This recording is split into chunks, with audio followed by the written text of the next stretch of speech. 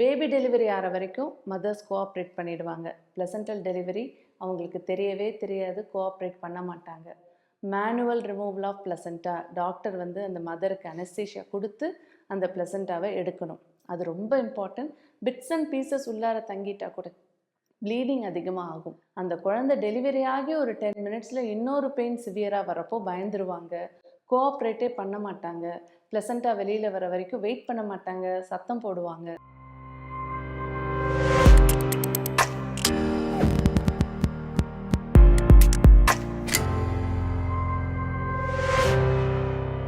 Normal delivery ஆகிறப்போ எல்லாருமே குழந்தை பிறக்கிறது தான் இருக்கிறதுலே பெயின்ஃபுல்லான விஷயம், அது முடிஞ்சிருச்சுன்னா முடிஞ்சது அப்படின்னு நினச்சி ரிலாக்ஸ் ஆகிடலான்னு நினைக்கிறாங்க. பட் ரிமெம்பர், குழந்தை பிறந்ததுக்கப்புறம் பிளசண்டா அப்படின்ற ஒரு ஆர்கன் வெளியில் வரணும். அது குழந்தை பிறந்து ஒரு 5 மினிட்ஸ்லேயோ 7 மினிட்ஸ்லேயோ வரும். மேக்ஸிமம் 40-45 மினிட்ஸ்குள்ளார பிளசண்டா தானாக வெளியில் வந்துடும். அந்த மாதிரி வர்றப்போ அதுவும் ஒரு கன்ட்ராக்ஷன் பெயின் மாதிரி, ஒரு சிவியர், அந்த குழந்தை வெளியில் வரப்போ எப்படி டைட் ஆகி ஒரு 30 to 40 செகண்ட்ஸ்க்கு சிவியர் பெயின் வந்து தான் அது வெளியில் வரும். ஏன்னா பேபி டெலிவரி ஆகிற வரைக்கும் மதர்ஸ் கோஆப்ரேட் பண்ணிடுவாங்க. பிளசன்டல் டெலிவரி அவங்களுக்கு தெரியவே தெரியாது, கோஆப்ரேட் பண்ண மாட்டாங்க. இதை பற்றி தான் இந்த வீடியோவில் பார்க்க போகிறோம். நான் டாக்டர் அபிநயா, ஆப்ஸ்டெட்ரிஷியன். ஸோ பிளசண்டா அப்படின்றது நஞ்சுக்கொடி, நம்ம எல்லாருக்குமே தெரியும். அதுதான் வந்து குழந்தைக்கு தேவையான உணவு, தேவையான ஆக்சிஜன் எல்லாம் மதர்கிட்ட இருந்து பேபிக்கு டிரான்ஸ்போர்ட் பண்ணுற ஒரு முக்கியமான ஆர்கன். அந்த ஆர்கன் ஆன்டீரியராக இருக்கலாம், போஸ்டீரியராக இருக்கலாம், ஃபண்டலாக இருக்கலாம், லோ லையிங்காக இருக்கலாம். இதை பற்றி நான் நிறைய வீடியோஸ் ஏற்கனவே போட்டிருக்கேன். அதோட லொக்கேஷன் அப்படின்றது வந்து ரூட் ஆஃப் டெலிவரிக்கு ரொம்ப இம்பார்ட்டன்ட். லைக் லோ லையிங் பிளசண்டா ப்ரீவியாலாம் இருந்ததுன்னா ப்ளீடிங் ப்ராப்ளம் அதிகமாகும், சிசேரியனோட சான்சஸ் அதிகமாகும், இதெல்லாம் நான் சொல்லியிருக்கேன்.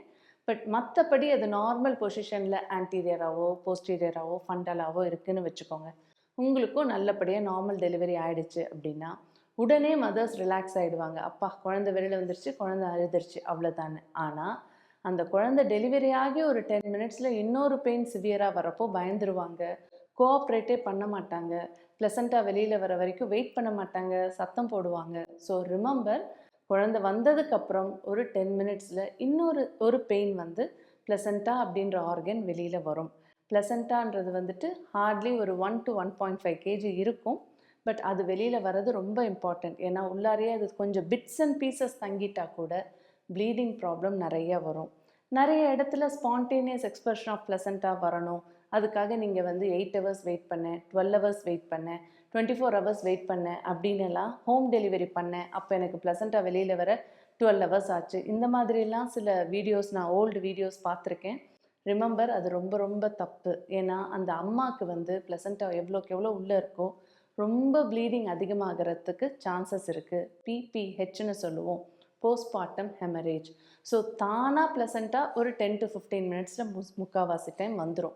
அப்படி இல்லைன்னா மேக்ஸிமம் ஒரு மெடிசன்லாம் கொடுத்து ஒரு மசாஜ் எல்லாம் பண்ணி எப்படியாவது வெளியில் எடுக்கிறதுக்கு ஒரு 40-45 மினிட்ஸ் வெயிட் பண்ணலாம். 45 மினிட்ஸ் ஆகியும் பிளசண்டா வராத பட்சத்தில் மேனுவல் ரிமூவல் ஆஃப் பிளசண்டா, டாக்டர் வந்து அந்த மதருக்கு அனஸ்தீஷியா கொடுத்து அந்த பிளசண்டாவை எடுக்கணும். அது ரொம்ப இம்பார்ட்டன்ட். பிட்ஸ் அண்ட் பீசஸ் உள்ளார தங்கிட்டா கூட ப்ளீடிங் அதிகமாக ஆகும். அதனால் பிளசண்டா கம்ப்ளீட்டாக வெளியில் வர்றது ரொம்ப ரொம்ப இம்பார்ட்டன்ட். எந்தெந்த கண்டிஷனில் பிளசண்டா வெளியில் வரத்துக்கு டிலே ஆகும் அப்படின்னு பார்த்தீங்கன்னா, சம்டைம்ஸ் இன்ஃபெக்ஷன் ஏதாவது இருக்குது அப்படின்னா பிளசண்டா ஒட்டிகிட்ருக்கும், அது வெளியில் வர கஷ்டப்படும். அதே மாதிரி ப்ரீவியஸாக யூட்ரஸில் ஏதாவது சர்ஜரி ஆகிருக்கு, லைக் செப்டல் ரிசெக்ஷனோ இல்லை ஃபைப்ராய்ட் ரிமூவ் பண்ணியிருக்காங்க, மயோமெக்டமி பண்ணியிருக்காங்க, இல்லை ப்ரீவியஸாக சிசேரியன் ஆகி இப்போ வெஜைனல் பர்த் ஆயிருக்கு அப்படின்னாலோ, இந்த மாதிரி யூட்ரஸில் ஸ்கார் விழுந்த சர்ஜரி ஆன யூட்ரஸில் பிளசண்டா கொஞ்சம் டைட்டாக ஒட்டிகிட்டு இருக்கிறதுக்கு வாய்ப்பு இருக்குது. சம் ரேர் கண்டிஷன்ஸ் லைக் பிளசண்டா அக்ரீட்டா, இன்க்ரீட்டா, அந்த மாதிரியான கண்டிஷன்ஸ்லாம் இருக்குது. அதாவது யூட்ரஸோட மஸ்குலேச்சரோட பிளசண்டா பயங்கரமாக அது ஒன்றோட ஒன்றா கலந்து பயங்கர டைட்டாக ஒட்டிகிட்ருக்கும். அந்த மாதிரி கண்டிஷன்ஸில் 2 கைனகாலஜிஸ்ட் டெலிவரி பண்ணுவாங்க, பிளட்டு வச்சுட்டு டெலிவரி பண்ணுவாங்க. பிளசண்டா வராத பட்சத்தில் வித் பிளசண்டா க்ளோஸ் பண்ணிவிட்டு அந்த பிளசண்டா தானாக உடம்புல கரையிறதுக்கு சில பர்டிகுலர் மெடிகேஷன்ஸ், இன்ஜெக்ஷன்ஸ்லாம் இருக்குது, அது போடுவாங்க. But it needs lot of follow up when we leave the placenta inside and come out. இது வெரி ரேர் கண்டிஷன் தான், நீங்கள் எல்லாருமே பயப்பட வேண்டாம். பட் இந்த மாதிரியெல்லாம் ஆனால் அதுக்கும் ட்ரீட்மெண்ட் ஆப்ஷன் இருக்குதுன்னு சொல்கிறதுக்காகத்தான் நான் இதை சொல்கிறேன். ஸோ இதெல்லாம் உங்களுக்கு தெரியணும். டெலிவரி ஆக போகுது, நார்மல் டெலிவரி ஆயிட்டா போதும், குழந்தை வெளியில் வந்துட்டா போதும், வலி முடிஞ்சிருச்சுன்னு நினைக்காம கொஞ்சம் உங்கள் கைனகாலஜிஸ்ட்க்கு டைம் கொடுத்து, ப்ளசண்ட்டாகவும் வெளியில் வந்துருச்சு, கம்ப்ளீட்டாக வந்துருச்சு, ஸ்டிச்சஸ்லாம் நல்லா போட்டாச்சு, ப்ளீடிங் எல்லாம் நார்மலாக இருக்குது அப்படின்றதுக்கு நீங்கள் ஒரு ½ அன் ஹவர் ஆவது டைம் கொடுக்கணும். Hope this video is helpful for you. உங்களுக்கு இதில் ஏதாவது டவுட் இருக்குது அப்படின்னா நீங்கள் கமெண்ட் பண்ணுங்கள், நான் ஆன்சர் பண்ணுறேன். தேங்க்யூ.